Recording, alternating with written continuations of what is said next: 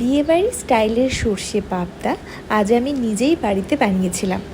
ভীষণ টেস্টি হয়েছিল এবং একদম বিয়েবাড়ির সর্ষে পাবদার মতো টেস্ট হয়েছিল। তো সর্ষে পাবদার জন্য আমি এখানে নিয়ে নিয়েছি পাবদা মাছ। মাছগুলোকে লবণ হলুদ দিয়ে বেশ ভালোভাবে মাখিয়ে নিতে হবে।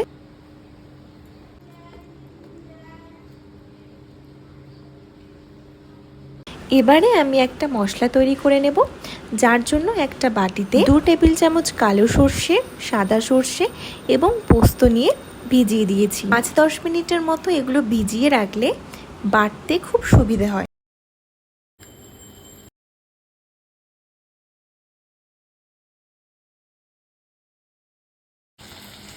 দশ মিনিটের পর আমি এগুলো বেটে নিই। এখানে আমি 3টে কাঁচা লঙ্কা দিয়েছি। আপনারা যদি ঝাল খেতে বেশি পছন্দ করেন তাহলে বেশি কাঁচা লঙ্কা দিতে পারেন।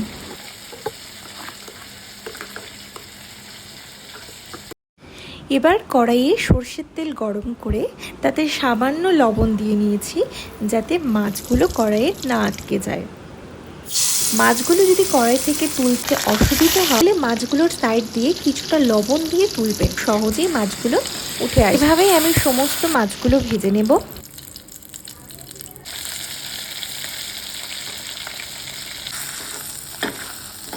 এবারে মাছ ভাজা কড়াইয়ে আরেকটু পরিমাণ সর্ষের তেল দিয়ে শুকনো লঙ্কা, তেজপাতা এবং কালো জিরে ফোড়ন দিয়ে হলুদ গুঁড়ো, লঙ্কা গুঁড়ো এবং জিরে গুঁড়ো দিয়ে ভালো মতো তেলের মধ্যে মিশিয়ে নিয়েছি।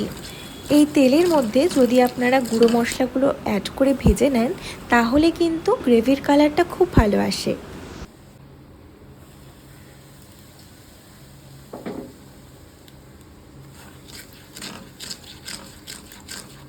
এবারে আমি একটা টমেটো পেস্ট করে রেখেছি, এটা এখানে দিয়ে দেব।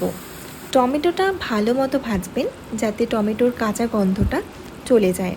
যাতে মশলাগুলো বেশি ওভারকুক না হয়ে যায় তার জন্য সামান্য একটু জল দিয়ে আমি মশলাটা কষিয়ে নিয়েছি। এবারে সর্ষে পোস্তর পেস্টটা আমি এখানে দিয়ে দেব।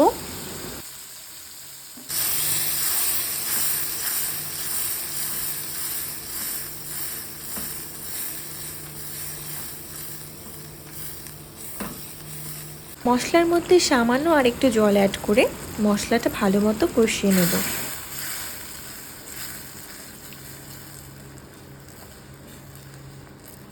ভালো ফ্লেভার আসার জন্য আমি এখানে 3টে কাঁচা লঙ্কা দিয়েছি।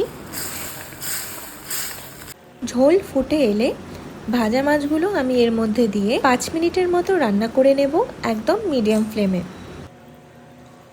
টেস্ট ব্যালেন্স করার জন্য আমি হাফ চা চামচের মতো চিনি দিয়েছিলাম, বাট কোনো কারণে সেটা স্কিপ হয়ে গেছে, তাই আপনারা অবশ্যই একটু চিনি অ্যাড করবেন, তাতে টেস্টটা কিন্তু আরও ভালো হবে।